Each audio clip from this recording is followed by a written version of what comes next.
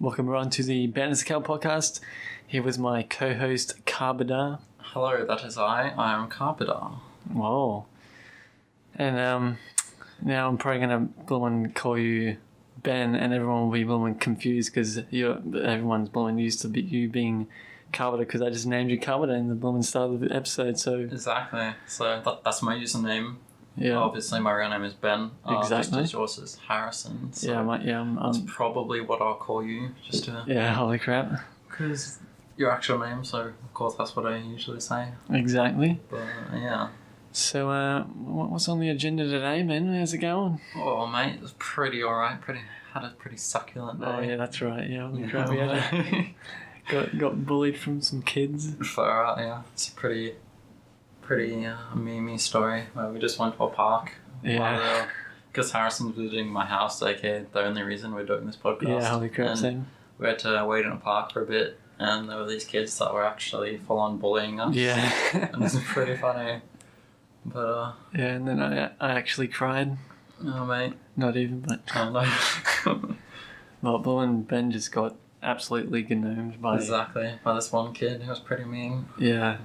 Far out, he was swearing and everything. Exactly. Oh, kids these days. Retarded and stuff and fat. Yeah, holy crap. Fat, even though skinny as, mate. Probably the most skinny guys ever. Indeed. Well, cracky, mate. How about we explain Bandits of Kale for those who are not aware? Yeah, I reckon so. So far out, Bandits of Kale, it's just our little company name, I guess. Just because we are me, Ben here, and Khan, aka Kale. We like to build and collaborate on epic little projects here and there, like for instance all those epic Borderlands streams, random gameplay streams, all that, and obviously right now with the Bill and Epic podcast. Yeah. Whoa, yeah. And especially like Bush 4, we all I had some ideas. I don't think any of them went in, but they were sure ideas. And I know Khan helped write it. Yeah, so holy crap. Epic. It's the Bandits of Kale production now. Indeed, and I guess that makes for my dad a Bandit of Kale member because he helps a lot with the obviously the acting. Indeed. And also the soundtrack. Indeed. So yeah. That's pretty succulent. So exactly. For a starting topic that we just get right into, how about we start with how we got our names, how we got Barry the Bounty Hunter and Carbidar, of course. Crikey, well, Barry the Bounty Hunter. So pretty much back when I was in a good old year 9. Oh yeah? Long year 9. I was just sitting around and stuffing around with Photoshop because we just had learnt Photoshop in IT class. Or ICT, I don't know why they have the C in there. Exactly. I think it's for information and computer technology. I think in our school it was information and communications and technology, which is really silly. I think they just change it all the time. Yeah, holy crap. ICT can stand for anything. It could be indigestion. Constipation technology. Indeed. Yeah, mate. So yeah, sitting there stuffing around and blooming, I know at the time I had just seen like a few little epic spaghetti westerns, which are, obviously the Good, Bad and Ugly. It's a classic woman spaghetti western and many other woman epic westerns. Indeed. And I don't know, for some reason I was just like, I'm going to woman Photoshop my face to be in this epic, I know, western outfit with a cowboy hat. And I was like, it's Barry the Bounty Hunter. That's about it. Literally, I was just sitting there. I was like, "What's an epic Western name?" And then, there's bounty hunters in Western movies, so Barry the Bounty Hunter. Oh yeah, because Barry's a pretty common name for Harrison. Yeah. Kind of. It's kind of weird. Same with William and Bill. Well, apparently that's the thing. True.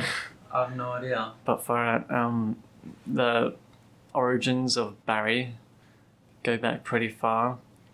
But because Barry's a nickname of mine from in my family for ages, and then I was just like, for an epic nickname plus epic, just Bounty Hunter. Excellent. Same. Yeah, my name is Carbidar. Some people call me just Carb, or carbs. It's a bit of a meme. Yeah, I think. They just say it wrong, like kabada. Oof. It's like car. That's not a car, and then bad, and then like as if you've been surprised. Like, Wow. so just kabada. So I was in, I think it was maybe grade 8 or. Oh. Yeah, I think it was grade 8. My mate James was sitting behind me in class, and so I leaned like backwards in my chair to tell him something. I have no idea what I was telling him. I can't remember, but for whatever reason, he misheard me and thought I said carbida. Whoa. And then, like, he was obviously very confused why I was saying carbida, and I was confused why I thought I was saying carbida. Crikey. I hadn't. Exactly. And then that just became our little greeting all the time. So anytime we just walk past, he'd be like carbida. And so.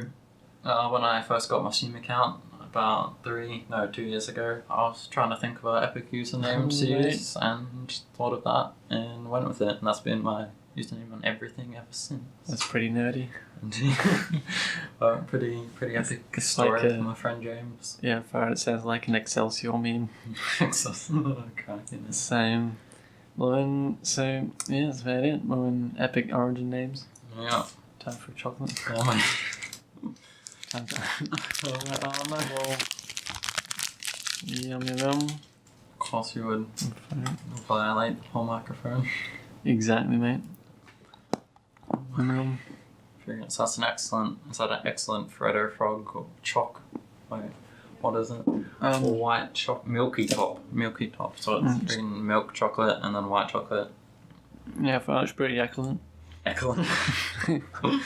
Same. Well, since we have Barry the Bounty Hunter here and Carbadar, and we are both in bushfire, like I mentioned before, but we give some hot gossip, an exclusive scoop on the Bandits of Kale podcast of some behind the scenes stories from the bushfire. Well, and you'll never guess what Ben did to me in the tent. Wait, what tent? Oh, no. Exactly. Well, and absolutely nothing because we weren't in the same tent. Exactly. But mate, what did you and that caterpillar get up to? Oh yeah, far so blue. I think basically very early on the trip, it was a 5-day trip. I think, or wait, was it? I think 4. 4 nights. I think so. Yeah. 4 nights, which is, and then like the last day, which was like half a day. Exactly, and also not a full day, obviously, when the day we arrived. Yeah, exactly. Oh yeah, all these memories come rushing back. So far, pretty early on in the trip, this little caterpillar just appears in my tent. No idea where it came from, but it's just like there on the roof. And then I tried to boom and get it out, and I know it disappeared. Exactly. As I was trying to do that. Yeah, this was no ordinary caterpillar as well. It's one of those really furry ones. Yeah, true. And if it touches you, you get really itchy. Yeah, holy crap. It's really annoying. Whoa, sounds like you've got some vengeance there. Oh, well, mate, this one time, I've only ever touched one once, and also at my old school.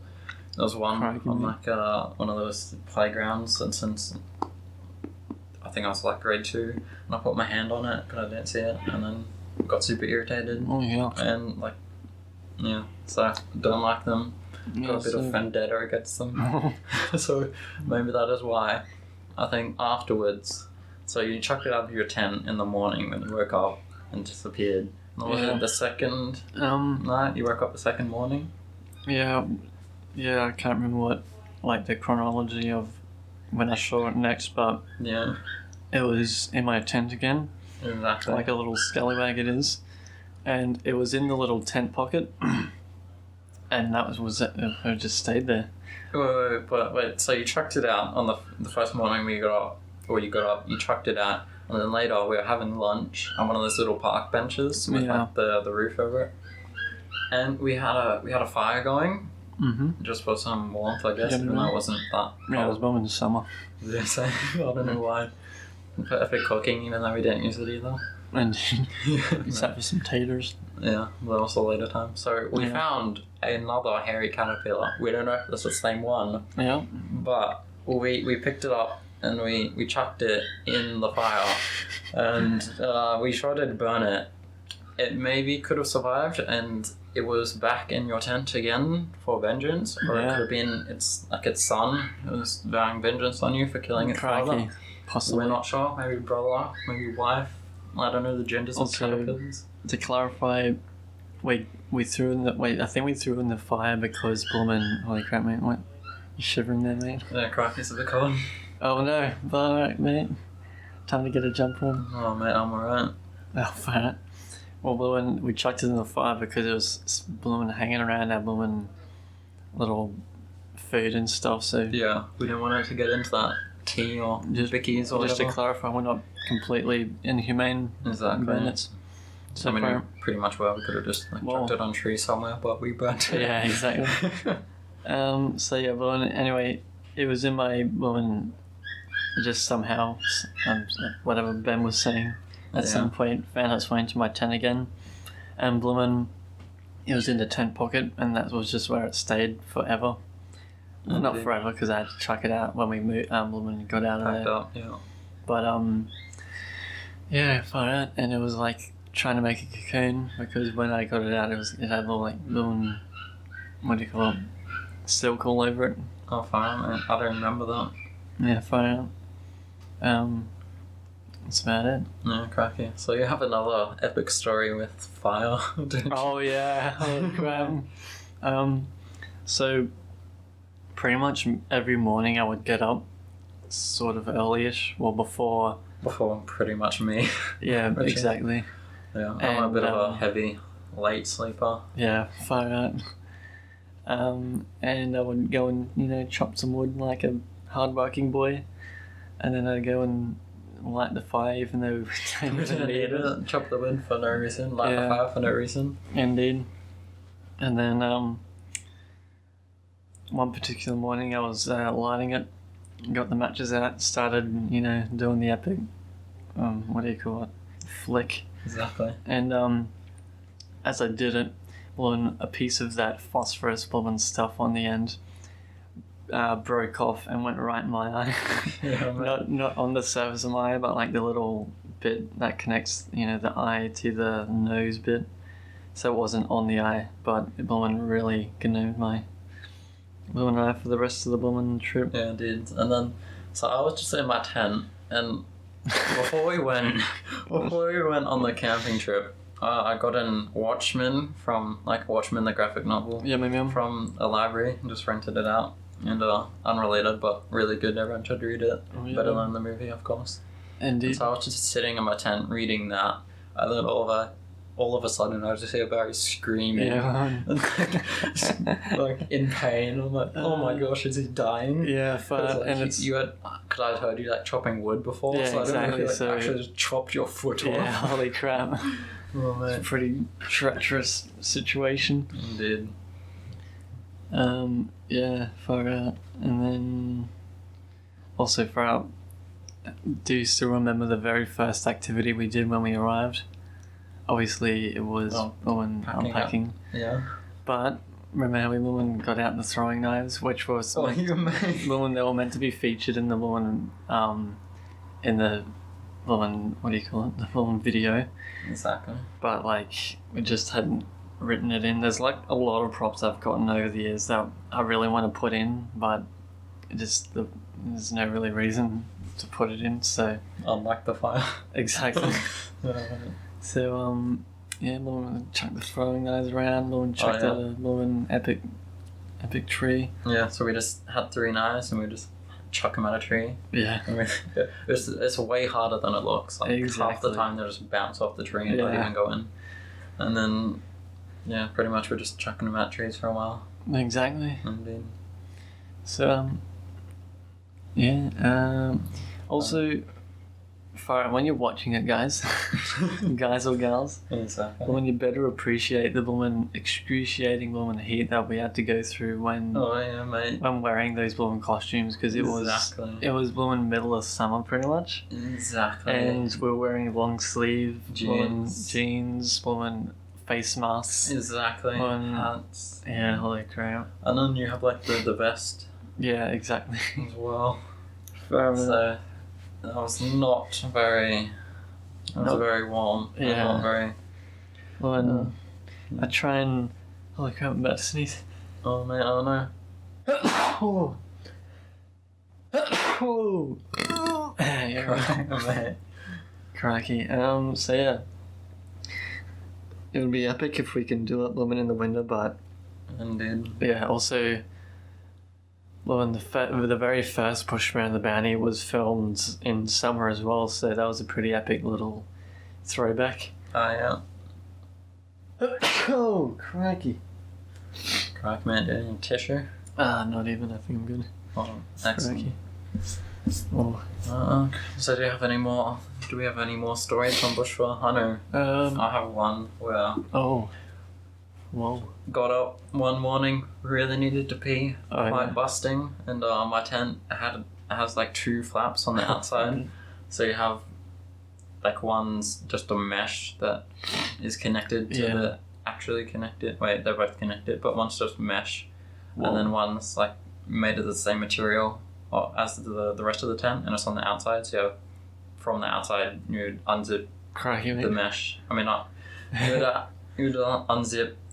Cracking. From the outside, you'd unzip like the same material as the tent, and then the mesh, and then you'll get in. So I got up one morning, really needed to pee, so I unzipped the mesh. Go to unzip the other one, and there's this big ass spider just sitting there, and it's on the inside of the tent. So I'm trying to like unzip. So I unzip it like a little bit, and then like lift it up and try to whack it downwards out of the tent, while also really needing to pee. Yeah, crikey, mate. It was pretty excruciating. And as we all know, blue spiders in Australia are pretty much instantly deadly. Or venomous. But, fire up my sniffling, probably might need a tissue. Oh, mate. Wait, crack. Oops, we have a tissue box in here, but it's empty. Yeah, crikey, mate. Do I want to go grab one quickly? I guess so. Time for an epic solo podcast. Exactly. Yeah, my mum. So, alright guys, crikey, so on the trip, by the way, guys, Mum and Ben was actually the one who flicked Mum an ember in my eye, and that was what, whoa, hey guys. I'm back with the tissues. Crikey, totally didn't just completely condemn your, what's going on, Sam? Yeah, my man? Time for an epic blowing nose blowing right into the mic. Indeed. Here are our aloe vera tissues. Oh, yeah. They're very succulent on your nose. So exactly. My nose has been pretty condemned. Yeah, exactly. If you ever had a cold or just had allergies, mate, when you're just blowing on those regular tissues all day, that chafing. Yeah, my nose is all like, scabby and yucky and flaky now. Yeah. It's pretty good impression. Indeed. So, yeah, crikey. The trip was pretty epic. Yeah. That's about it. We took some epic photos. Again, we got one of a spider that was just in a web. Yeah, the spiders were nocturnal, which was weird. Never even encountered nocturnal spiders because, like, during the day they're not around, and then at night, because we're sort of surrounded in like bushes and sort of stuff like that. At night, they'll just make webs around us, so we're basically trapped. Exactly. So you're trying to go to the toilet in the middle of the night and just walk straight into a web. Like I remember one time, like I was walking to the toilet and I saw a web and I was like, all right, I gotta go to the left of this. And went to the toilet block, came back, walked straight through it, and mate. Yeah, that's the worst. And then you got bitten by a radioactive spider, didn't you? Oh yeah, no, I'm Spider-Man. Yep, it's the origins of Spider-Man. Exactly. Went camping, forgot to not walk through the spider webs. Same. Oh, wait. Just checking the cheeky notes there, mate. Oh yeah, just the totally organic podcast notes that we have. Same. Exactly. So that's about it for the Bush 4 exclusive scoop on the Bandits of Kale podcast. Yeah. All the exclusive news here. Time to just be a news podcaster. No, it's not that much news. Same, yeah. But so that will be coming out soon, won't it? Whoa. Bush 4 coming out soon. Oh yeah. Yeah, there's a lot of progress still to be made on that. Exactly. We're still got to make a 3D model of a plane. Yeah. And still got to finish up the soundtrack. We have made a little... We have made the theme for the Bush 4. Yeah, the main theme. I had a succulent listen to it yesterday. It was pretty epic, I will say. Yeah. Good. So I can't wait to have that in the Bush 4 when it releases one day, as soon as you're done editing it, of course. Exactly. But speaking of things coming soon, Harrison, we have Avengers Endgame releasing early in Australia next week. Oh, early. Exactly. It has a worldwide release of 26th of April, but we get it here in Australia the 24th of April. What a great nation, eh, Ben? Exactly. Except for sometimes we get movies like 2 months later. So, what a sometimes great, sometimes terrible nation. Oh. But since Avengers Endgame is coming out soon, of course, why don't we go through a quick review of all the MCU movies and just give some quick opinions and thoughts? Yeah, I reckon so. So we have, of course, Phase 1 with the first MCU movie, Iron Man. So what do you think of Iron Man? Well, it's been a very, very long time since I've last seen it, but I thought it was pretty entertaining. If I'd watched all through it, it must have been. Yeah, right. I guess so. Yep. Yeah, far out. Is that about it? Pretty entertaining. Yep. Cracking. Good movie, 10 out of 10. Far out. It's a pretty high rating. Yeah. It was entertaining, I guess. Oh, man. Some epic trivia for Iron Man that I just know off the top of my head. That due to budgetary constraints, that's why the first third of the movie had to be filmed in that cave with Iron Man. Also, spoilers for all of these, I guess. Crikey, same. Maybe, potentially. We might, or we might not, so just general spoilers for all of them. Yep. Also, budget constraints, most of the first third or so of the movie was set in that cave, which I really like all the cave stuff. And then, so there's usually like a movie has 3 acts. First act in the cave, excellent, I love it. Second act where Iron Man builds a suit and learns to fly and then takes on the terrorists, excellent. Third act, not as good.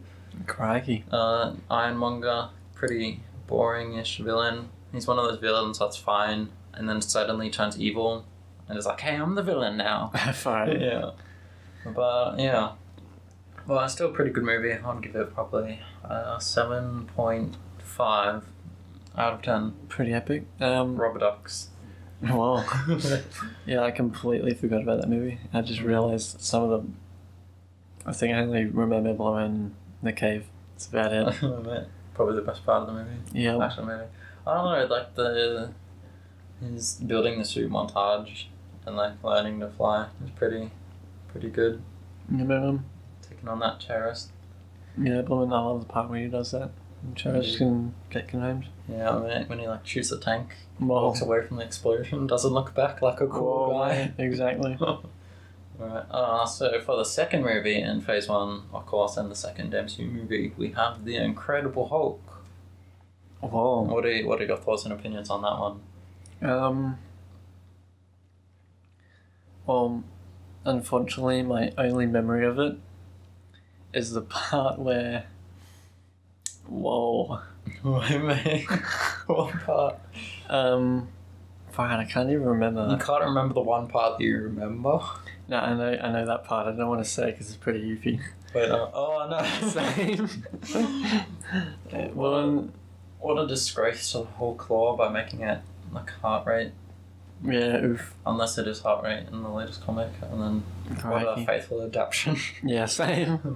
At the moment, Hulk is the Immortal Hulk, aka the Devil Hulk, and apparently the most excellent MCU comic run as of right now. So that's some epic kind of trivia, but not really related. Incredible Hulk is probably the worst MCU movie. I would say it's very bottom tier. It's just bland and unforgettable. It's probably why I can only remember that one scene. Yeah, Edward Norton as well as Hulk before recast in the Avengers. I mean, he's fine. I think Mark Ruffalo is better, but Edward Norton's still fine. The movie's fine, I guess. Yep. No idea about these actors you're spewing out. So Edward Norton, the guy who played Hulk in The Incredible Hulk, and then Mark Ruffalo, the guy who played Hulk in all the other Hulk. Obviously, but no idea from their faces at all, or their voice. Crack, you can't just picture the character from the movie. I can only picture Hulk. Same. Oh, cool. Alright. Yeah, so also villain, not as good. We have the Abomination. Indeed. Yeah, that ending fight, bit bland, just bit CGI and CGI mesh. Yeah. And they look pretty similar, so it can get pretty incongruous action at times. Crikey. Yeah, that's about it for that movie. Also, we have, and I think it's just during the movie, where we had the leader teased and then never followed up on in Oh no. 10 years. That happens quite a lot. Yeah, indeed, with the Hulk's blood spilling on that guy's head. I forgot his name. Mr. Blue. And then he becomes, his head like swells up and becomes the leader. And then we just never saw him again very again. Oof. So maybe he'll make a return in Endgame, but probably not. And it's the next movie we have is, of course, Iron Man 2. Oh. So, do you remember anything at all of this movie? I do actually. That's the one with the epic dude with the electric whips, right? Indeed, Whiplash. Oh, nice. That's probably the only thing I remember. Yeah, pretty much. Because I remember just seeing the trailer and that was epic, and I was like, "Oh, mate, I want to see that." And then I saw it and I got up to that part, and I was like, "Epic." Oh yeah. Same. Yeah, so Iron Man 2, again, I would say bottom tier MCU. Oof. It's not very good. I mean, it's not terrible by any means. It's fine. It's alright. Indeed. Yep. What's the opinions? Well, my opinion is there wasn't much action in that. Yeah. And the finale. Oh. The aim was to have less action throughout it and focus more on like a human arc, and then have a bigger action finale with all the droids by Justin Hammer, if you remember that. Not even. Oh man.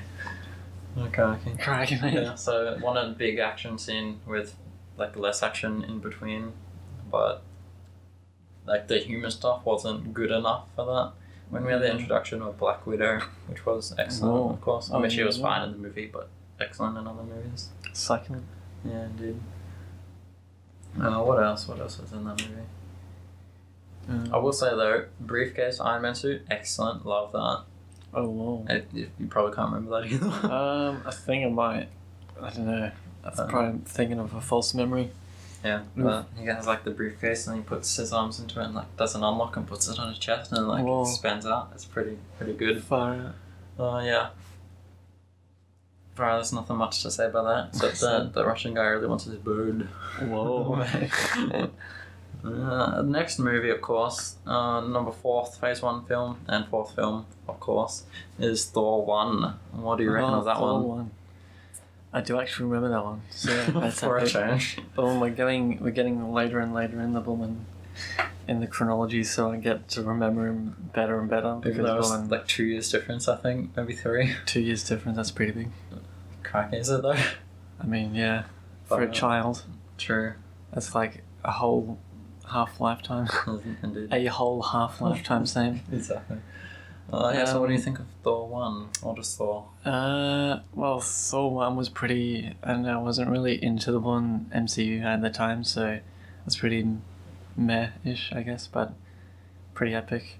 I think, we're not even up to it yet, but Thor 2 I thought was pretty epic, and then Thor 3, It's a bit of an unpopular opinion there. Oof. Of Thor 2 being epic. Just as my opinion of Thor 1 is also pretty unpopular. No, it's not unpopular, but most people would say that Thor 1 is also just fine and also bottom tier MCU, but I disagree and I really love Thor 1 because just they spent so much time on just Thor as a character and his redemption arc. Far out.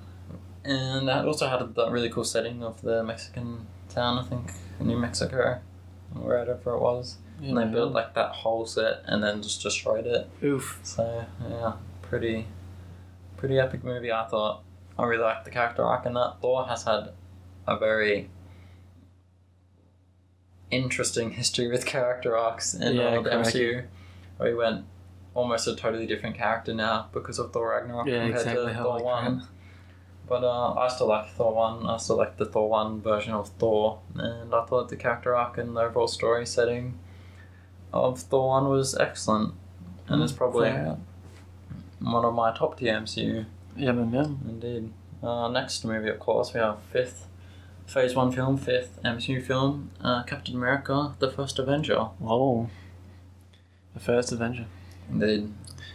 Right. Oh, that's the one where he's like... And yeah, it's set in World War II, so it's... Scrawny boy. Exactly. That CGI is excellent. Yeah, holy crap. That's that's top-notch woman CGI, mate. Yeah, it's super interesting how they just get another actor, film it, and then film it again with the actor for actual Captain America, Chris Evans, and then just Photoshop his face onto the other actor. Incredible. Imagine being that guy. Like, oh, so who do you play? I'm the skinny Captain America. Yeah. But it's not even my face, it's just my body. My body is the actor. Yeah, man. Yeah, I thought it was pretty innovative, I guess. Innovative in what way? Just with the CGI? Yeah, fine. What about the movie? The movie was pretty, well, I mean, can hardly remember it, so it must be pretty unforgettable. Also, Captain America 1 isn't very highly regarded. I'd say it's probably, most people probably would place it above like Thor 2. I mean, Oof. Thor 2, Incredible Hulk, Iron Man 2. But I still reckon it's pretty good. I really, really like the character of Steve.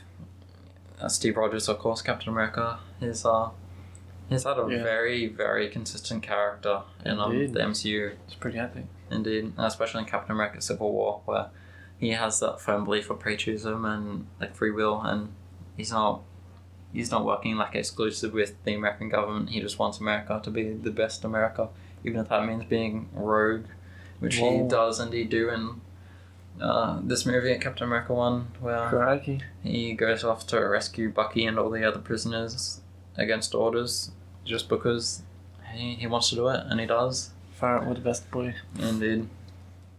Yeah, so excellent character of Steve, excellent relationship development, I think, of Steve Rogers and his girlfriend, whose name I'm totally blanking on, Peggy Carter, as well. The MCU kind of have had an iffy relationship with relationships, of course. I mean, Pepper Potts and Iron Man, that's a bit all over the place.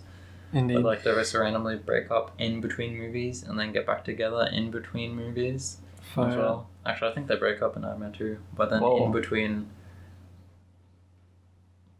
they're back together in Spider-Man: Homecoming. But it's like never seen on screen. They're just back together. Yeah, and then Incredible Hulk and his girlfriend Betty, of course, Betty Ross. Totally forgotten about. Never seen, talked to, never mentioned again by Bruce Banner. I just have no memory of the villain relationship. Didn't even know he had a girlfriend. Right, exactly. Same. Thor had Natalie. Wait, not Natalie, that's the actress. Whoa. What's her name? No idea. Jane Foster, of course. They are broken up as a result of Thor Ragnarok, which I enjoyed because far out. Thor's too much of a fun-loving character. Crikey. I mean, there's too much like epic shenanigans in that movie for a romantic interest. Exactly. Really. But then Captain America: The First Avenger had a real relationship build up with Peggy and Steve, and like I actually felt like you can actually see and be like, oh yeah, they've done that. They could like each other in that way. Succulent. And then it's pretty heartbreaking, especially in Captain America 2, when he gets frozen in life and then she becomes an old lady, and it's pretty sad. Even though if you watch the Agents of S.H.I.E.L.D. TV, Agent Carter TV show, she gets another romantic interest. Whoa. Actually, two, and they have a bit of a love triangle. Far out. And then yucky. She ends up with this guy and makes him break off with his engagement. Crikey. Yeah. Mate, it's complicated. I've just got no idea about all of this. Yeah. Alrighty then. The next movie, of course, we have The Avengers. Whoa. And this is really where MCU starts to get top notch. Avengers 1, excellent movie, would you agree? Well, I've seen quite a few Avengers movies, so I can't even remember the first one. So Loki gets Tesseract, Chitauri invade, big aliens, all of them get together, fight in helicarrier, and fight in New York. beat up all the aliens and beat up Loki, saved the day. Yeah, I remember it now. Far out, that was pretty epic. Indeed. Alright, yeah, definitely a top-notch movie. Indeed. What a staple for just cinema as a whole, with all those fairly self-contained movies finally joining together with the characters of Iron Man, Black Widow, Thor, Captain America. Yum. Nick Fury, who had been in various movies at that stage. Indeed. Yeah, very excellent movie. Loki, excellent character as well.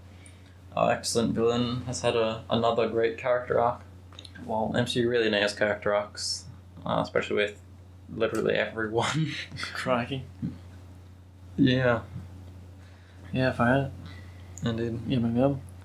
Oh yeah, so Loki's character arc, very well done between Avengers, Thor 2, and then from bad guy to anti-hero to hero, and then...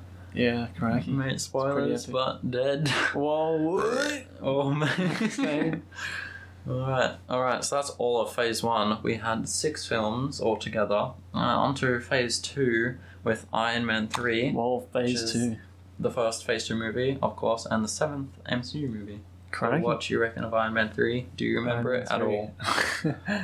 I can give you a plot breakdown if you need a reminder. Yep, give me a plot breakdown. So, bad guy called Mandarin, he's like doing bombs. Whoa. So Tony goes to fight him, gets his suit broken, so he's got to not use his suit. Crikey. Takes down the Mandarin. Oh, that's right. Turns out he was just an actor for the real bad guy, who then had the extremist virus and was like, all lava dude.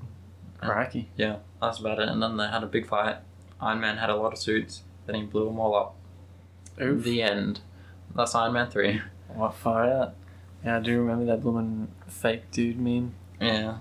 At the time, I thought that was hilarious, because I saw that when I was pretty young. Yeah, same. It was pretty funny to see him go from extreme terrorist to just goofiest actor. Yeah, far out. Especially high on drugs all the time. Whoa. Exactly. And falling asleep when Tony's talking to him. That was pretty excellent. Yeah. But Iron Man 3, I would say widely regarded as, again, not one of the best MCU films. Oof. Pretty down there. I'd probably say it's average tier MCU, is what most people say. I would agree.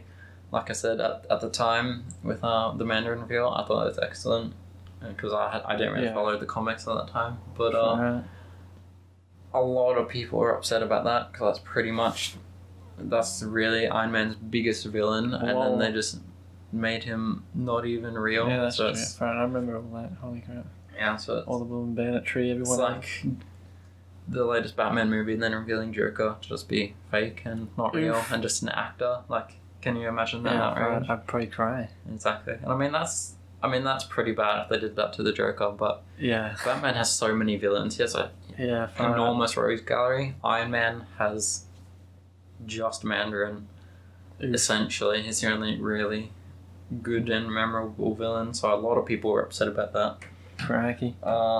Which I wasn't at the time, of course, because I didn't follow the comics, like I said, but now I have, and I've read some good Iron Man stories, and I can understand how people would be extremely upset about that. And Marvel actually retconned that as well. Whoa. Did you ever see the All Hail the King one-shot?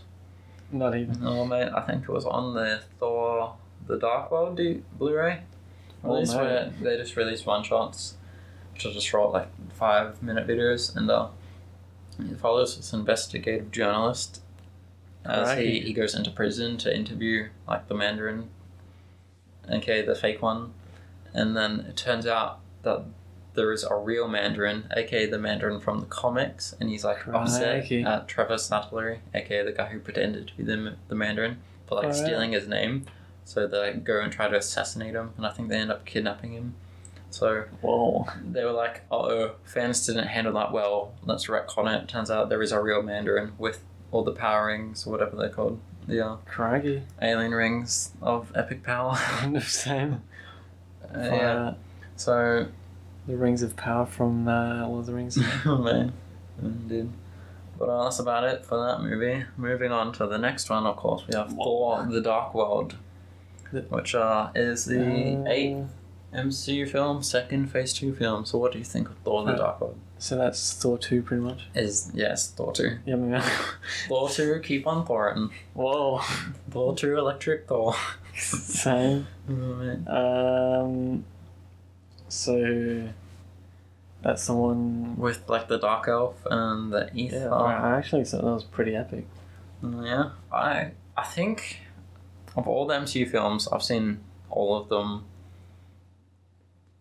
at least once. I've only seen Thor I've only seen Thor the Dark World once, and I think that's the least of every single MCU film. I think I've seen Iron Man 2 twice, and that's it. Correct. So by that ranking, I guess Thor 2 is my least favourite MCU film. Oh no. But I wouldn't really say that. I'd say it's about the same as like Incredible Hulk, Iron Man 2. Oof. It's not that good. I mean, it's not terrible, it's fine. Just, there never seemed to be much stake, especially that's true. with when Malekith the Dark Elf gets the Aether, or the Ether, and then Thor just fights him pretty normally, and it doesn't seem like there's any stake, even though he just has one of the Infinity Stones. Yeah, far out. Like, in him, and then he was just fine. Thor just beats him up a bit.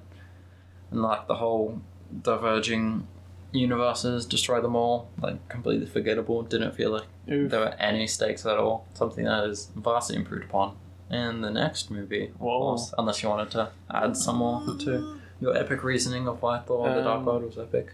I just thought it was epic because, I don't know, there's just some epic moments. That's about it. Just, I don't know. Yeah. Just epic moments because epic movie? Exactly, just like the woman, one of the ships crashing into the woman thing. Oh yeah. I don't know why I like that, but it was born epic. Yeah, it did, with when all the invisible ships are invading, and then Heimdall like sees them and jumps onto the side and like, tears his sword down it. That was pretty good. It was epic. Yeah, dude. Curse, I thought, was a great villain, even though he gave Thor like a better fight than Malekith with the Aether, which is a bit. Correct. It's a bit of a bad decision from MCU. Just the MCU. Yeah. The fictional MCU makes decisions on its movies. So. The next movie, of course, 9th overall movie, Captain America: The Winter Soldier. Whoa. Third Phase 2 film. I think excellent film. Top tier MCU film. Yeah, like crap. How could you not forget that? Exactly. I only just watched this, I think it was 2 days ago. Maybe, no, wait. It was on Sunday, 4 or 5. Like, yeah, indeed, 5 days ago. Correct. Excellent film. They really nailed the stakes in this. Yeah, they nailed characters. Villain was incredible with the Winter Soldier. I mean, like, obviously it's disappointing with like 90% of people who really know it's Bucky Barnes.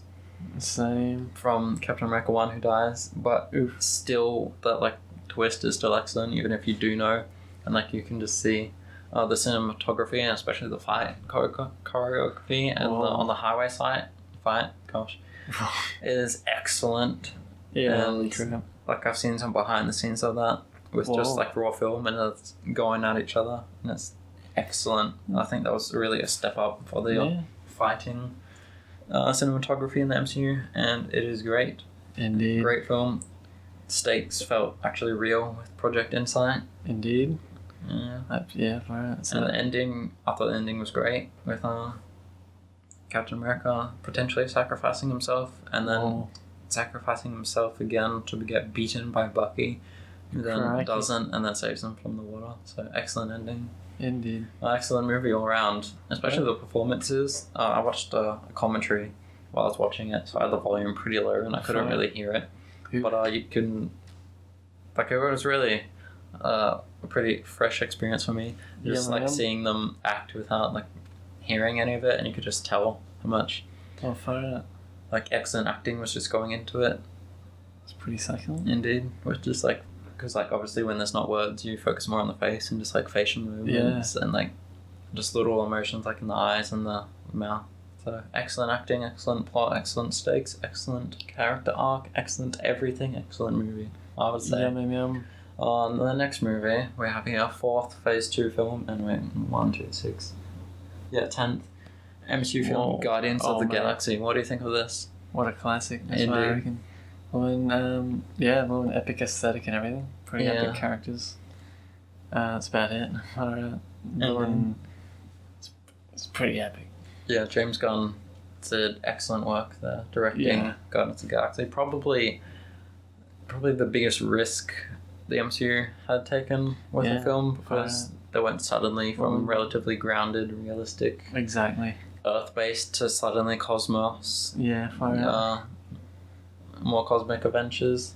Indeed. Especially with very, very unknown characters at the time. Guardians of the Galaxy were pretty unknown in the comic world, and especially in the movie world, because they hadn't had a movie. So the average person had no idea who those were, but they still made a very, very good movie with those characters. Yeah, mate. And the setting was obviously excellent, but I mean, rewatching it after the Guardians of the Galaxy 2, the color palette is very, very tame, but they improved upon that a lot in Guardians of the Galaxy Volume 2.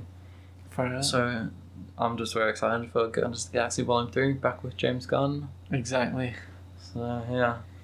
Yeah, for it. The woman, now that you pointed out the woman colour palette meme, that's pretty true, eh? Indeed. Pretty. MCU has a bit of a rough history with colour palettes. There's an excellent video by Patrick H. Williams, I think it was, and I think it's titled "Why All MCU Movies Look Kind of Ugly."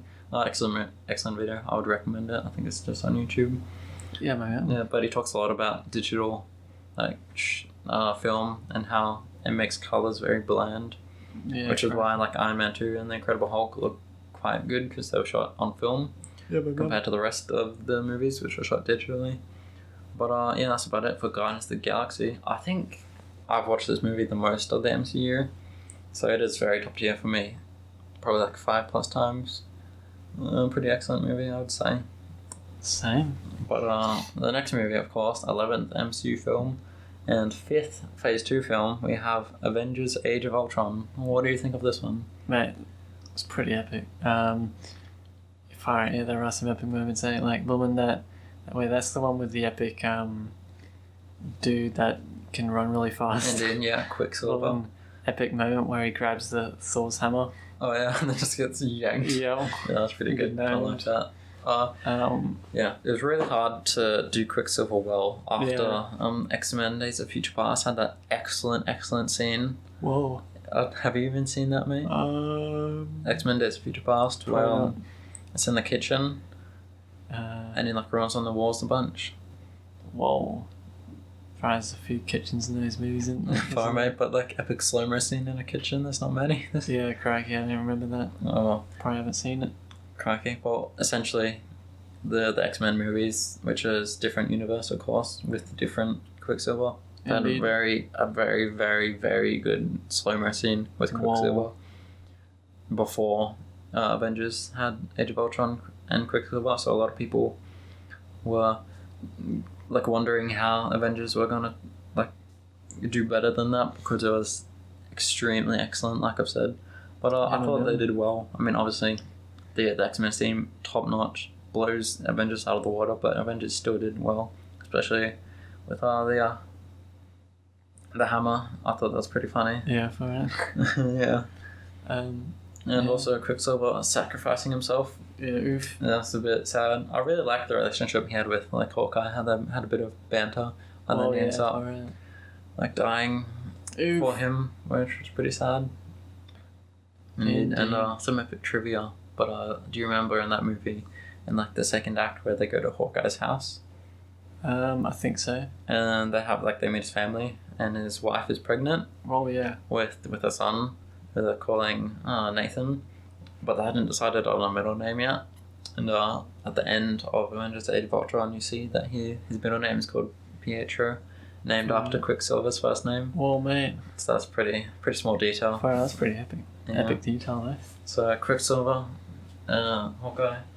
Can't wait for Hawkeye in Endgame after he got left out of Infinity War. Same. That's all I'm saying, mate. Hawkeye, excellent character. And also one. Same. Yeah.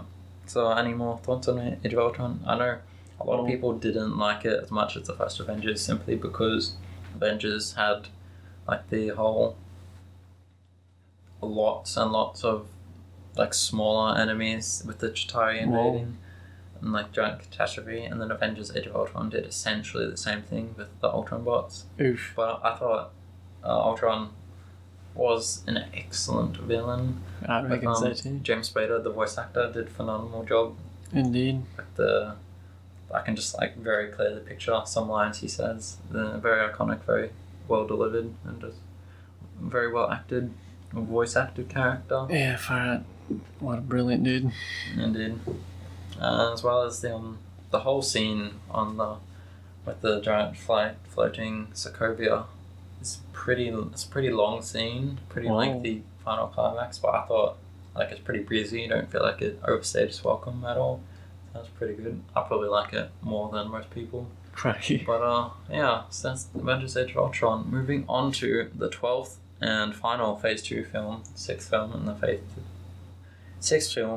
2. Ant-Man. Cracky. What do you think of Ant-Man? Fire out Ant-Man. Well, when I first heard of its existence, my mate just saying, "Mate, Ant-Man's coming out, mate." And I was like, "What in the blue? Ant-Man sounds so silly." And then when I saw him, I was like, "Oh, that's pretty epic movie." Indeed. Yeah, Well, probably. One thing I don't like is that when he goes small, and his atoms Oh yeah, the physics are incredibly inconsistent and convoluted. should be still the same weight as a human, but just Exactly. really small. So he should basically fall through the earth pretty much because Exactly. he's so dense. Yeah. But I mean, I would forgive that they had some other science mumbo jumbo. Like crazy. originally, the PIM formula would put the mass difference in an alternative dimension that was just empty. Fine, that's epic. But then I think they changed it so that you retain your mass and it just changes density. Oof. And they even say that very clearly in the film, which I was like, that's a bit odd if you're going to say that and then not stick to it at all. Exactly. Yeah, indeed. And there's like that scene where he falls down in the bathroom, and when he lands on the bath, he like he lands on the tiles and he cracks them. I like it. And then he falls through like a floor later, but then the rest of the time they just make it normal. Yeah, as if you're just a small guy. But a very excellent film, I think. Indeed. Apart from Guardians of the Galaxy was a very different direction, of course, for MCU. With the whole cosmic adventures, and Ant-Man was also a different adventure with a lot more comedy than the rest of them. Yeah, man. Phase 2 involved a lot of experimentation because we had Captain America Winter Soldier, which was a very spy noir thriller, and then Guardians of the Galaxy Cosmic Adventure, and then Ant-Man with some extreme comedy. Indeed. And it's pretty funny. Lewis, his mate who picks him up from the prison in the van. Whoa. Excellent character. Oh It's yeah, hilarious. Like the way he does a recap with the talking. Like, that's excellent, eh? Yum. Alright, so that's the end of Phase 2 for MCU. So moving on to Phase 3. Time for me to have not seen some of these movies. Right, I know. So we had 6 films in Phase 1 and 6 in Phase 2. But then, in Phase 3, we have a lot more. So starting off, we have Captain America Civil War. What do you think of this one? Can you remember it at all? That's the one where Blue and Captain America and Blue and Iron Man are beating each other up, isn't it? Yeah, that's it. Pretty excellent. Captain America and Iron Man have a fight, the movie. Yep. Right. That's pretty memorable, epic Blue movie. Exactly. There are a lot of memorable. The fights in Captain America Civil War are very, very memorable. Like the airport fight is excellent. Yeah. And the final fight in Russia, I think it is, with Captain America, Bucky, and Iron Man just beating each other for pulp is excellent as well. Very, very good movie, and this only works because of how well the MCU has built characters within the movies. Like without Iron Man's and Captain America's like relationship and personality that's been built throughout all those movies before it, like that movie just does not work on its own. Yeah, far out. Which is one of the amazing strengths of having a giant cinematic universe like the MCU. Indeed.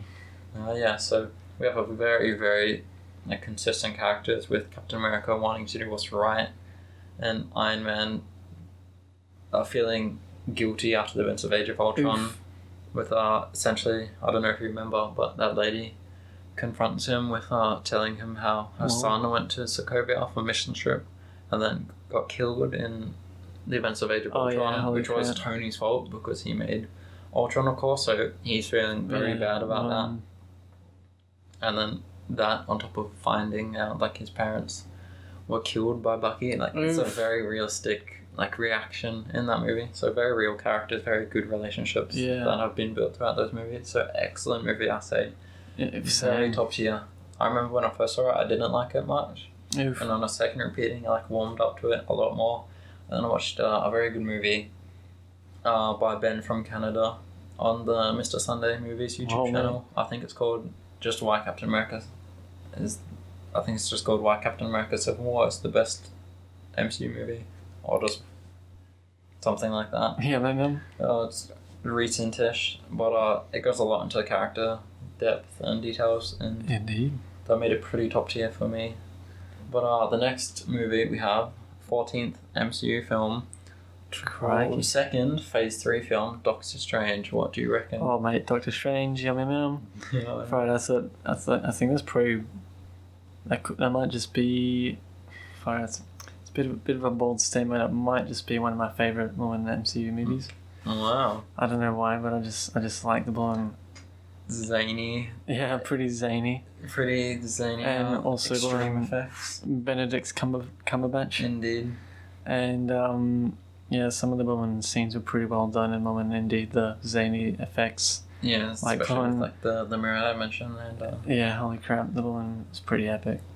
Indeed, especially when there's that shot where he talks to the what is it? Well, like the I forgot her name. I don't know, but with the shot with like the slow-mo lightning. Whoa. Do you remember that? After he's in his astral form, and he talks to the Ancient One. Oh yeah.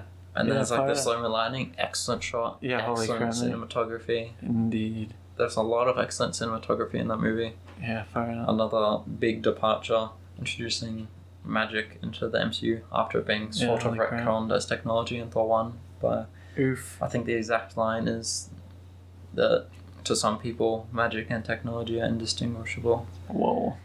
That's probably along the lines of that. Yeah. But I guess like the theory of if you went back in time 100 years and like showed people smartphones and whatever, like they would think it's magic. Yeah, correct. But just technology. But Doctor Strange, real magic. Yeah, for it, and all the fractals were pretty epic. Indeed. For it, that was a pretty succulent aspect of that movie. Yeah. Doctor Strange, I felt like the character was a bit too similar to Iron Man. Yeah, I reckon especially with the how he just goes from extremely arrogant, gets an accident, becomes less arrogant, learns like life lessons, becomes a great guy. Indeed. Like I remember there's like a comparison which lists like a bunch of things in the movie that's like the exact same to Iron Man. But enjoyable film, I'd say. Pretty good. Next up we have 15th Guardians of the Galaxy film. I mean what? Correcting. 15th MCU film, 3rd Phase 3 film, Guardians of the Galaxy Volume 2. What do you think? Crikey, man, I don't think I can actually remember that. Well, mate. I don't know how I've seen it so recently. So, with Peter's father? That's father? Right. Yeah. Holy crap. I don't know how I forgot that. I was like, I probably forgot it because I cried so much. I'm not gonna lie, I cried a bit in that movie too. Yeah, fair enough. So... yeah, that was a pretty existential woman movie, wasn't it? Indeed. I love that movie. Guardians of the Galaxy. As I said before, probably watched that one the most of all the MCU movies. So Guardians of the Galaxy 2 was better on a lot of ways. Big improvements on the colour palette, like I mentioned before, with Ego's planet. Very, very nice. Indeed. I thought Ego was a pretty good villain until the end. Same. He was like an excellent... like he just had this eerie, sinister feeling about him, and especially like as soon as when he's like talking to Peter, Star-Lord, and he says like, "You killed me to put that cancer in your mother's brain." Whoa! And he just like snaps, and you're like, "Oh no!" Same. Like, yeah, so that bit, and then the big CGI like fight with him at the end wasn't amazing. But I thought it was pretty entertaining. Indeed. Some good comedy. great comedy in that movie. Exactly. Great character moments as well. With some good character arcs as well with Nebula. Yeah, becoming an honorary member of the Guardians of the Galaxy. Yeah, Same as Mantis, of course. Indeed. Who show up later in Avengers Infinity War. Exactly. Pretty epic moments. Epic epic characters. Indeed. So Guardians of the Galaxy 2. A lot of good stuff. Good movie. Exactly. Next up, we have fourth film in Phase 3, Spider-Man: Homecoming. Oh, mate. Which is, hang on, it's 1, 2, 3, 4, 5, 6, 7, 8, 9, 10, 11, 12, 13, Definitely 14. don't have a list. 6, yeah, we don't.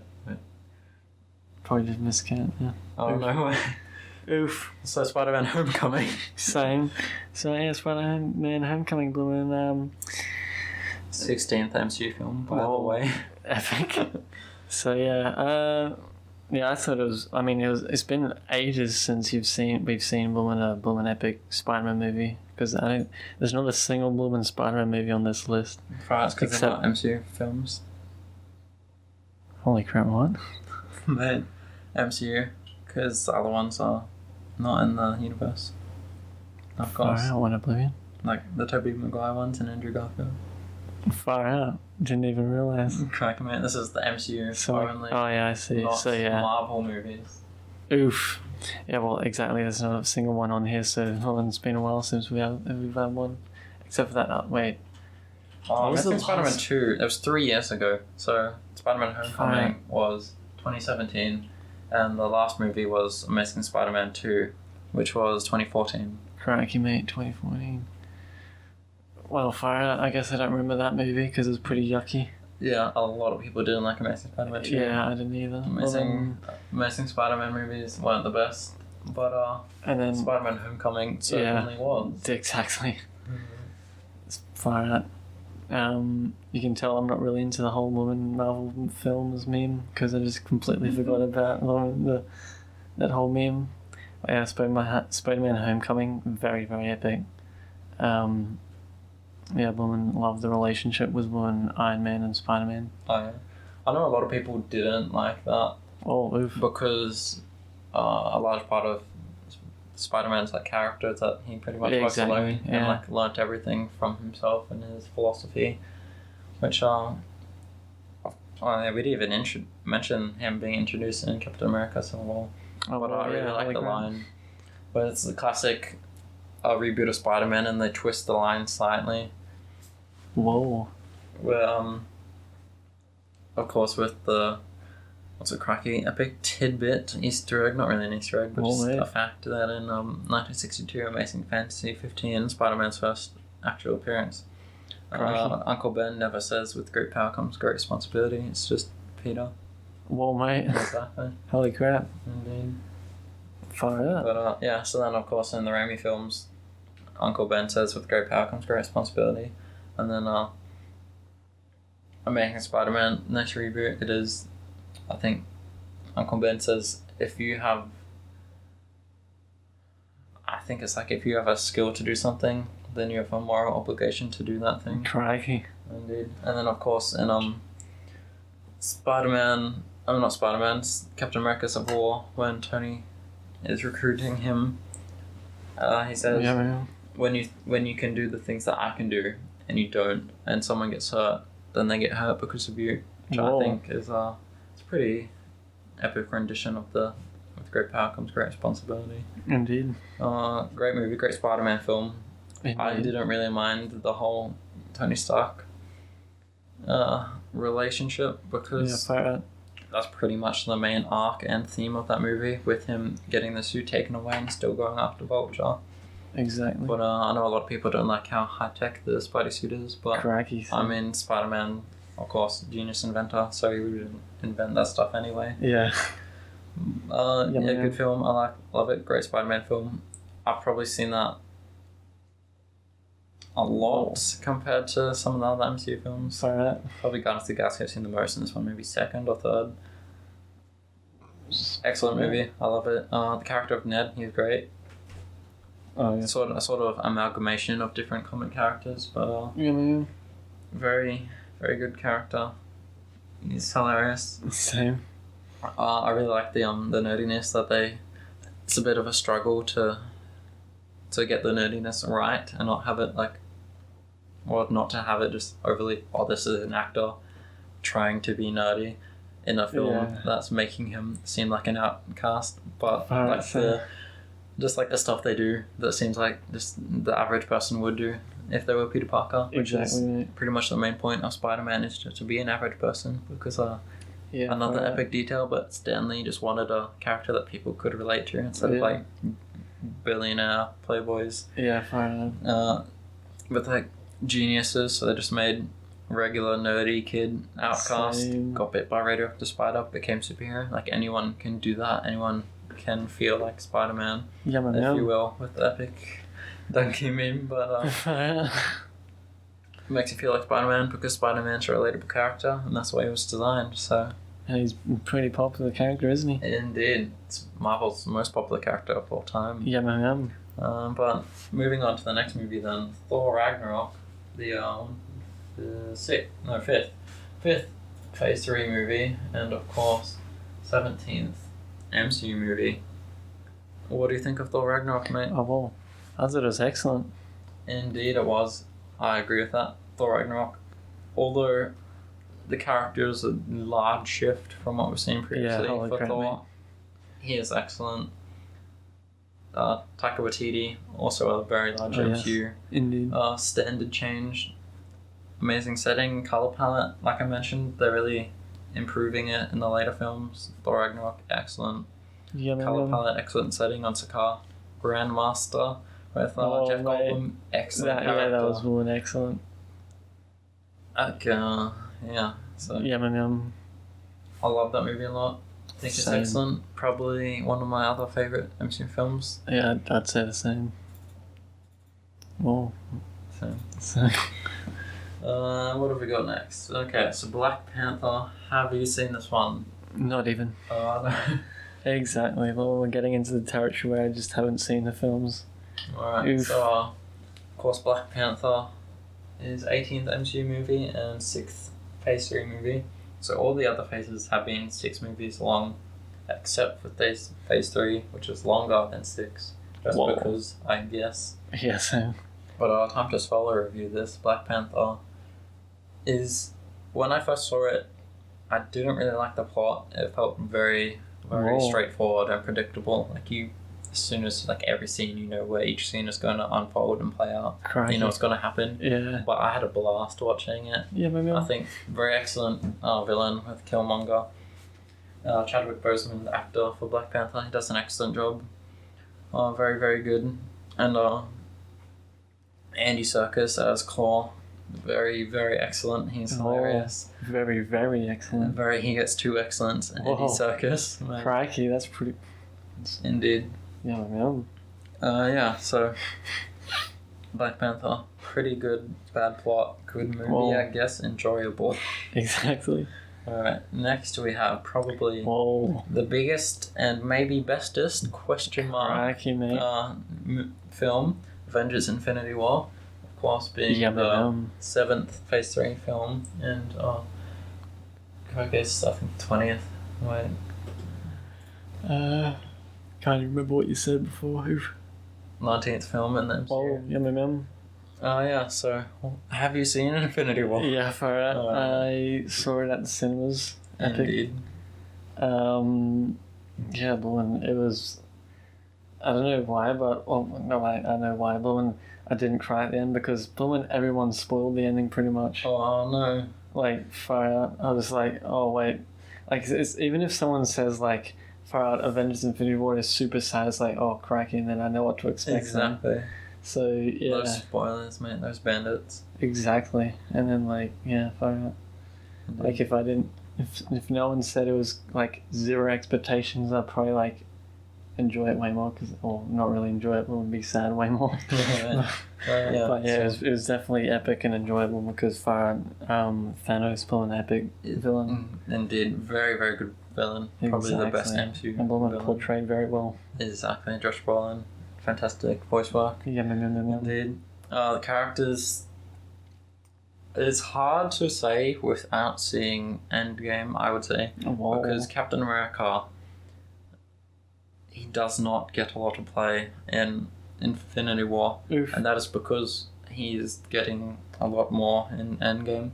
Like in Spider-Man Homecoming, Captain America has more lines than in Infinity War. Yeah, and that's a bit of a meme that he's, as a cameo character, he has more lines than one of the main characters in Infinity War. I didn't even realise that. So Infinity War is very much Tony Stark, Iron Man. Yeah. His movie, essentially, and Endgame is Captain America's movie. Indeed. But they did a very good job managing all the characters. There were a lot. And they did, true. Like all the Guardians of the Galaxy, all the Black Panther side characters, all the Spider-Man and everything. They did an excellent job. Of course, can't fully say how excellent without Endgame. But pretty good, I would say. Makes sense teaming up Thor with Guardians of the Galaxy, since now Thor is funny because of Ragnarok, so they mesh together very well. Yeah, that was excellent, I have to say. There's a lot of movie in this movie. There sure is. There's just a lot. Yeah. And it's pretty much all great. Like Thanos sacrificing Gamora, that was extremely... Well, spoilers. No, mate, we said spoilers, so it's alright. Exactly. Yeah, so Thanos sacrificing Gamora, that was like pretty sad. Yeah. And Red Skull showing up out of nowhere. Oh yeah, holy crap, I was like, whoa, because that was extremely unexpected. Like, I know a lot of people thought he'd be back one day, since he just got teleported and didn't die. But then that was a very, very unexpected appearance, and that was pretty excellent, I would say. Crikey, same. Thor and the Guardians' journey with crafting Stormbreaker, his new axe. Oh yeah, that was excellent. And his arrival in Wakanda. Yeah, with mate. the Avengers scene, like just blasting and shoots him with the Bifrost. Excellent, because that feels so earned. Indeed. Throughout the journey that we see with the characters, and the fight on Titan. It's excellent. Yeah, holy crap. With especially the Doctor Strange versus Thanos bit. Yeah, where it had some mirror dimensions and the Crimson Bands of. I forgot the last bit, but yeah. Oof. All these magic items versus Thanos. Yeah. And there's some pretty epic details. Like, do you remember when Doctor Strange splits into multiple copies of himself? Yeah. Or if you look at the gun closely, he uses the Soul Stone to find the real Doctor Strange with a soul. Oh, whoa. And then he uses the Power Stone to destroy the rest. Whoa. So there's some epic details in that, and just very minor details that go into the fight, which make it so epic. Incredible, very, very good. Indeed. Very good fight, very good movie, I would say. Obviously, half the universe is dead.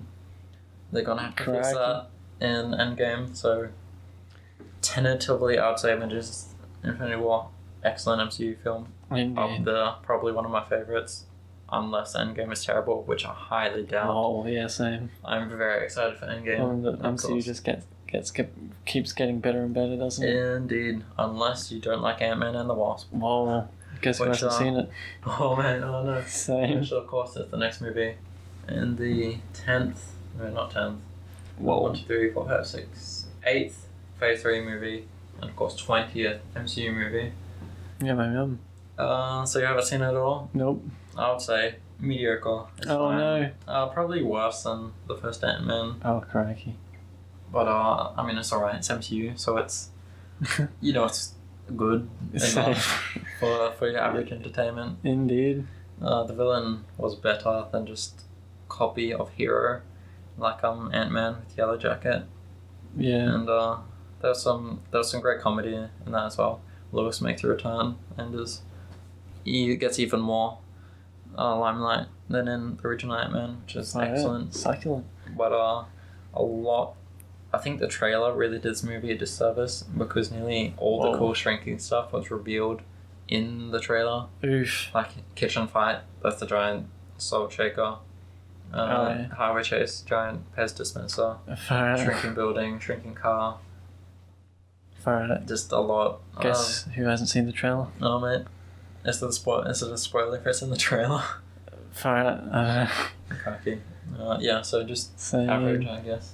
But then Yeah, the next movie, which you also haven't seen, Captain Marvel. I haven't seen it indeed. Oh no. So the 9th and almost final Phase 3 film. Whoa. 21st MCU film, of course. Yeah, We have Avengers Endgame as the last Phase 3 film, and then moving on to Phase 4 with Spider-Man Far From Home. Whoa. But Captain Marvel, I would say good. Succulent. Yeah. Good as opposed to very, very excellent. Yeah. So not as good as Jeff Goldblum as Grandmaster. Exactly. More like just an average actor. Yeah. I mean, I'm saying Brie Larson was a bad actor Well, or anything. Fine movie. I think a lot of the outer space stuff didn't really stick for me. oof. I just didn't. I don't know what it was about it, but like the first half of the first act of the movie wasn't the most interesting Cracky. or anything. You're just kind of thrown in like very halfway, it would seem, which are like, I know a lot about comic lore, so it wasn't as bad for me, but I can imagine it was very like confusing for some people Oof. with different alien races and stuff. But I mean, it was alright. MCU movie, so it's alright. Good, Yeah. as I said. Good. I just realised that I did a ranking of 7 out of 10 rubber ducks for Iron Man, and then I forgot and didn't rank the rest of the movies. Yeah, same. But if I had to rank this one, I'd say maybe a 6.5. Whoa. Rubber chickens, not ducks, rubber Whoa. chickens. It's very different. So, rubber chickens, is there a relative... So, is rubber chickens 1.5 blue and rubber ducks or something? I don't know, man. Just 6.5. So, if you convert it then to the rubber ducks... what's One that? rubber duck is equal to 1 rubber chicken. Oh, excellent. So it's just 6.5 out of 10.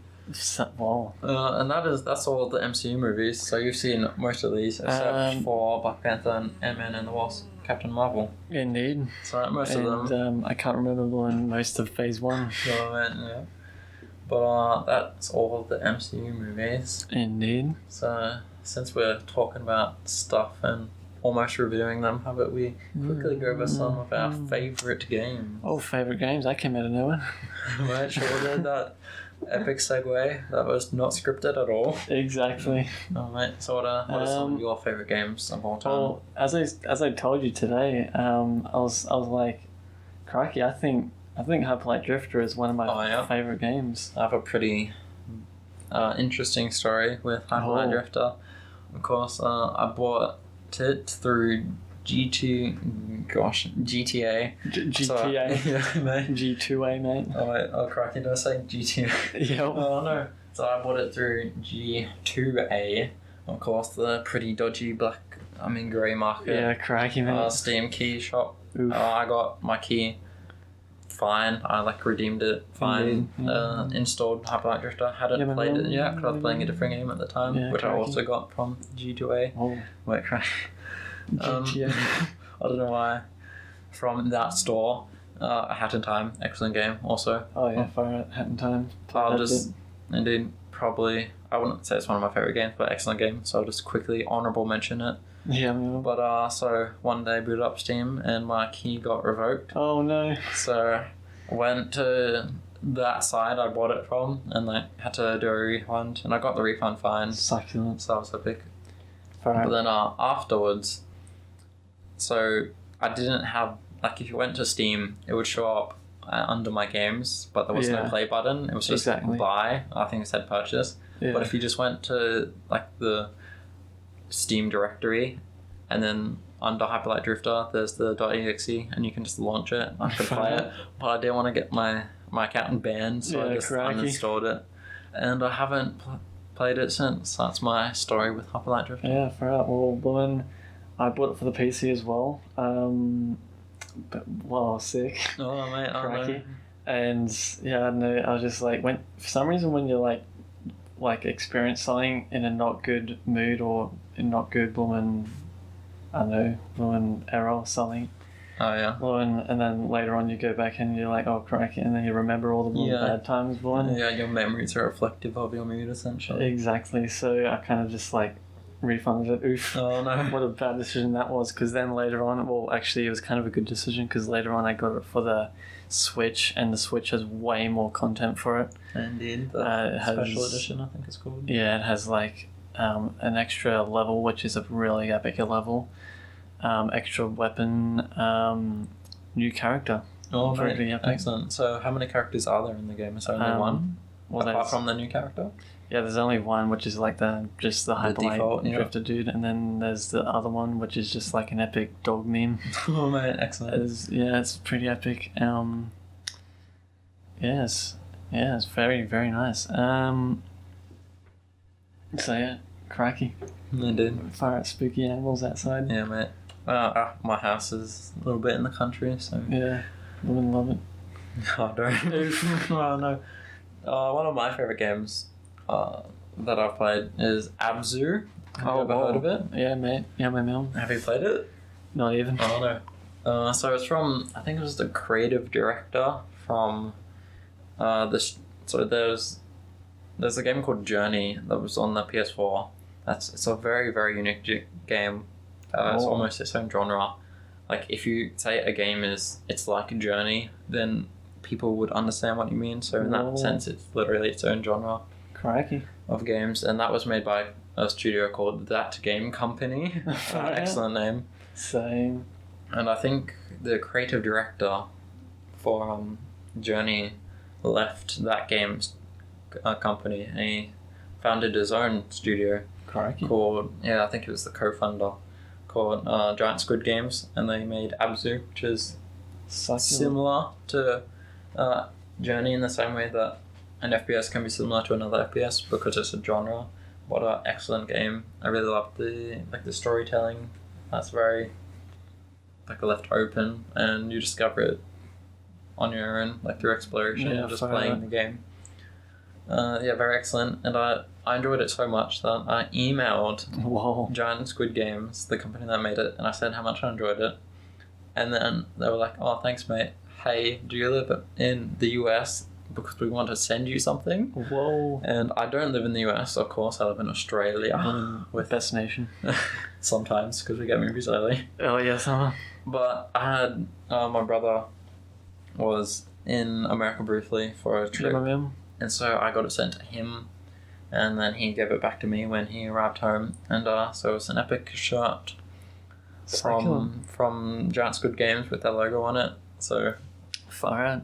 I like that game. I like that studio. They were very nice. They sent me free stuff. Indeed. Just for liking the game. So, and I've heard some similar stories of them doing stuff. On Reddit, there was this one guy that emailed them and asked them, I think the OST wasn't available. Whoa. Or was asking when it would become available. And they sent him the CD of the OST, a shirt, and a signed thing. Fire out. Legends. Indeed. So I'm looking forward to the next game. Yeah, hopefully we can see some more of it at this year's E3, since it was unveiled last year at E3. Whoa. Succulent. Indeed. E3 is coming up soon, isn't it? Whoa. It's next month, June, isn't it? Whoa. Yeah. Far out. That's pretty epic. Indeed. It's kind of snuck up on us. Indeed. Also, Lewin, favourite game again. Lewin, obviously, Lewin, because of how much of them played it, probably Enter the Gungeon, it'd have to be my favourite, just because of the sheer amount I've played it and the sheer amount of time I've loved it for. But Bloomin' now I've kind of moved on. Oh no. So same as the devs have moved on. Yeah, they've moved on, so Bloomin' can't wait for Bloomin' their next game. Exactly, Dodge Roll Games. Exactly. The next Dodge Roll Games. How long would you say that you have played Enter the Gungeon? Well, I've played it for Bloomin' nearly 400 hours on PC, and then I think 70 hours on Switch. Okay. So that's pretty far out. Well, that reminds me, I wouldn't say it's my favourite game, but I've played a lot of Rocket League. Yeah, man. I think in total it was about 600 hours. Crikey, man. It's a lot. It was my life. Crikey. At a point, and yeah. Fair out. I was so excited because it came out before I had my PC, so I only had an Xbox, and at launch it was only on PC and PS4.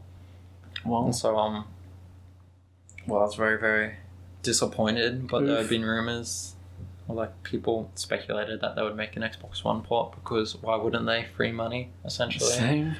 Unreal Engine is pretty easy. Just change some UI buttons to Xbox controllers. Yeah, crikey. Do a little bit of change and up the code, but yeah, pretty simple. So they did announce a port, and I was so excited. I could not wait. I pre-ordered it, preloaded it. Yeah, man. For the entire week leading up to the release, I only listened to the Rocket League soundtrack on my iPod, like just all the time. That was all I listened to for a whole week to get me hyped up. Correct. And then, so that all built up to the morning it came out. I got up super early before I went to school. Yeah, man. And went to play it. Turns out I messed up the time, so I wasn't available yet. So I was extremely sad. So then I got home from school and it came out, so I played it for ages. Crikey, mate. And then I just kept playing it, and we didn't have Xbox Live Gold, so I was just playing it with bots, which was super boring, and I knew it was boring, but I loved that game so much, I just kept playing it. Crikey. Until finally got Xbox Live Gold for like a weekend, because it was free, and I like loved it so much that I bought, I think it was a month, for $1. I went back to offline, and then they had like a deal for 1 month for $1. Whoa. So I just kept playing it. Yeah, man. And then got my PC, got Rocket League on that, played it a lot, 600 hours. Eventually just got, 600 hours including Xbox time. Eventually just got not sick of it. I mean, it's still fine, but I just didn't, cracky. Whoa. I just didn't enjoy it as much. Same. Yeah, so I wouldn't call that my favourite game, but I have played it a lot. Indeed. But speaking of your favourite game, Hyperlight Drifter, and your favourite game, Studio, I guess, if they made your favourite game, Fire. What do you reckon of Solar Ash Kingdom, the trailer? Crikey, villain. I'm pretty sad because, not because of the villain. Well, there's two things I'm sad about. Well, I'm sad because YouTube didn't even recommend that trailer to me, even though I shouldn't even know that I would want to watch that trailer. But exactly. So, did you only see it the first time when you were here? So yeah, it was like 2 days ago. Literally. So, for those who don't know the trailer, I think it's just a teaser. It came out 3 months ago. Wait, I think it was 1 month ago. Wait, are you sure? It's just technical difficulties right now while we try and find it. Yeah, so it would been out for a time, either 3 months or 1 month, let's see. Yeah, March, so a month. Oh, cracker. Yeah, so it came out March 13th, and you had not seen it till this week. Yeah, holy crap, I'm pretty disappointed about that, because... Yeah. And it's even more banditry, because, like, I was, like, I don't know, just chilling around and blooming at night one time, and just, like... I wonder if there's a blooming Hyperlight Drifter Switch Edition, so I looked it up, and then on the blooming page was like it mentioned blooming Solar Ash Kingdom, and I didn't even like notice it. Oh man! So like, and then now I'm just like, holy crap, and my mind's been blown, and so I've done pretty much nothing but watch the trailer for like most of the day and most of yesterday. Yeah, so like I said before, Harrison's over at my house, and then like we'd be doing stuff. And like I'll just leave the room to like get some water or something, come back, and he's watching the trailer. I think he's watched it like 5, probably more times individually. 5. Like I'll just be doing something. It's like, time to watch the Solar Ash Kingdom trailer again. Yeah. Well, and I just love it so much because same with Hyperlight Drifter. The music is just so incredibly like it just really. The epic cyberpunk synthwave. Yeah, exactly. It's just like really goes well with the blooming visuals of the game and like the blooming mood. It's just so epic. Like the hypercolor. Exactly. I guess you want. Hyperlight Kingdom. Hopefully, I'm not going to spoil it, but it's like an epic dystopian blooming meme, and it's like it's super excellent. Like when you're in the outskirts of the, like when you're in the city, it's like nice and joyful because there's like life and stuff. But then when you leave the city, it's like all. Like it goes from like happy and then it's fine because like it's the same sort of notes and everything, but then it's just like slowed down a bit and epic, and it's just I really love like a good score change that's minimal, but exactly. Like, they're very very yummy, and like the blooming broken down robots, they make epic noises when you go near them. Excellent. That sounds like a good game. Exactly. The robots make noises. Indeed. It's so epic. Just love the aesthetic. Like, epic.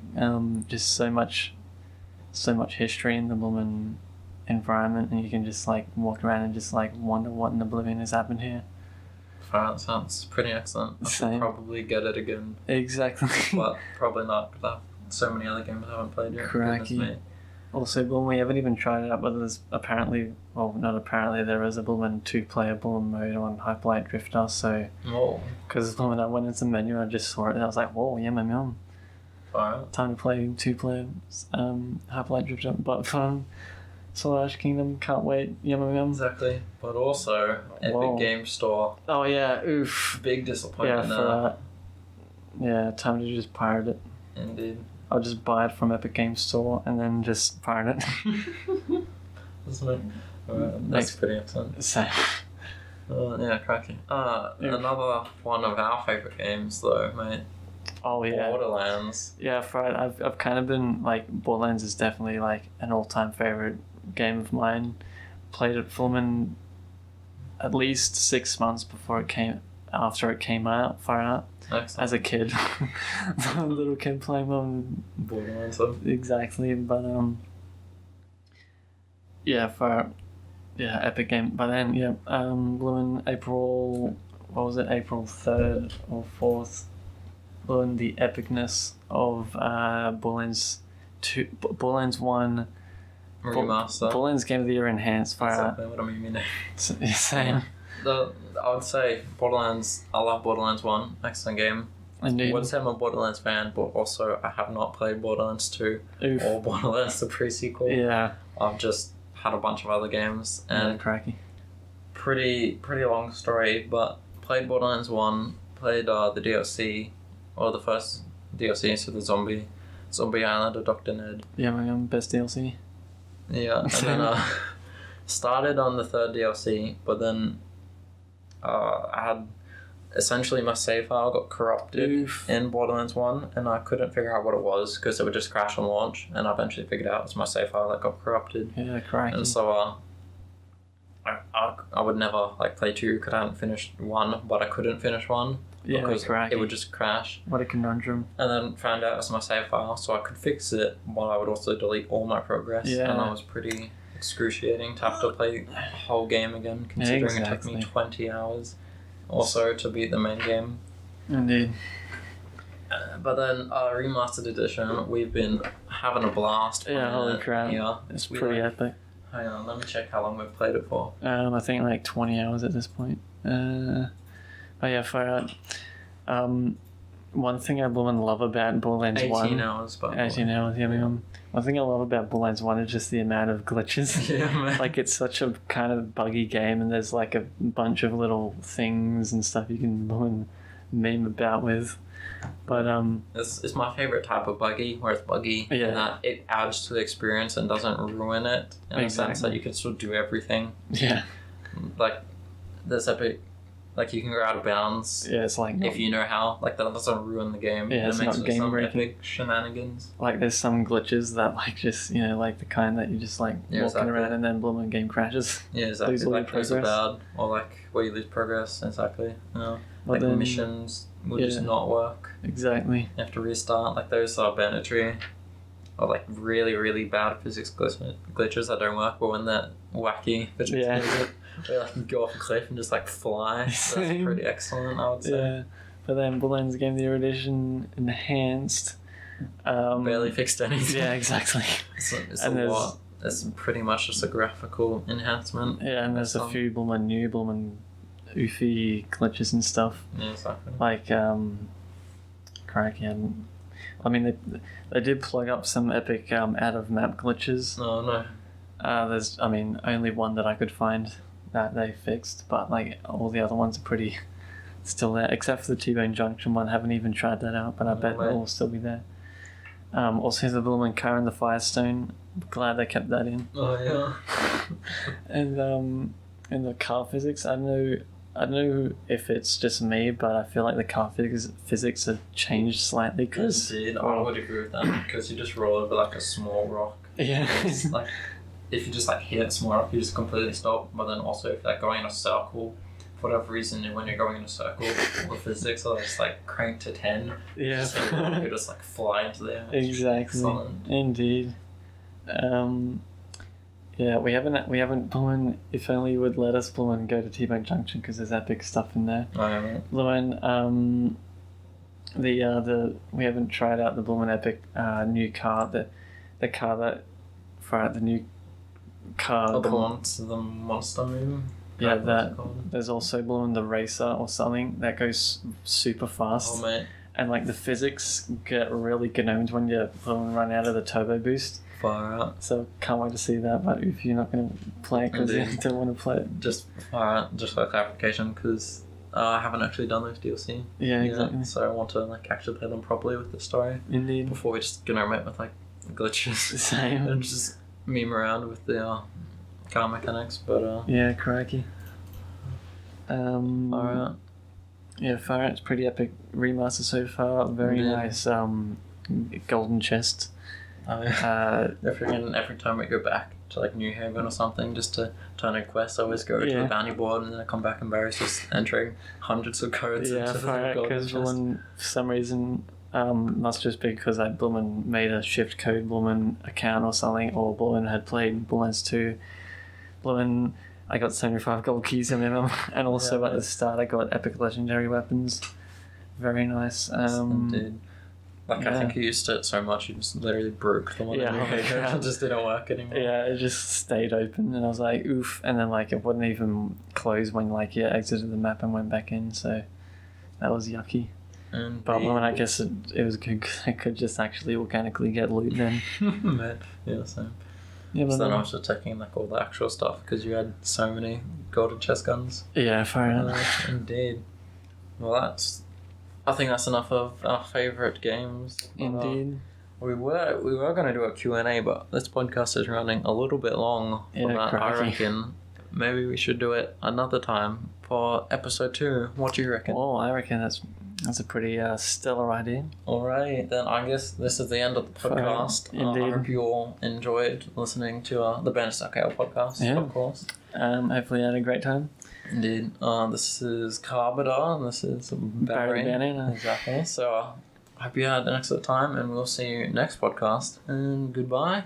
And I'll say my signature catchphrase, which isn't really a signature catchphrase yet, but epic story. But we also done a commentary for The Incredibles 2, which essentially we're going to be releasing after this episode. Indeed. So we recorded it before, but we're releasing it after this. And my catchphrase in that is just saying catchphrase. So that is my catchphrase, but of course you don't know that as of this because the episode hasn't happened. Exactly. So, catchphrase, we will see you next week. Whoa. And then my catchphrase is basically just the beginning of the Blumen episode where I say, welcome back into the episode, but I didn't even do that because it's not a Barry the Banana episode, it's just a Blumen podcast, so... Exactly. But that's just your catchphrase, so just blah blah blah blah. Same. Blumen, here's an epic catchphrase from the bush. What's an epic one? Blumen, nothing like a good old cup of tea, eh, Barry the Banana? Exactly. I didn't say it right, but no.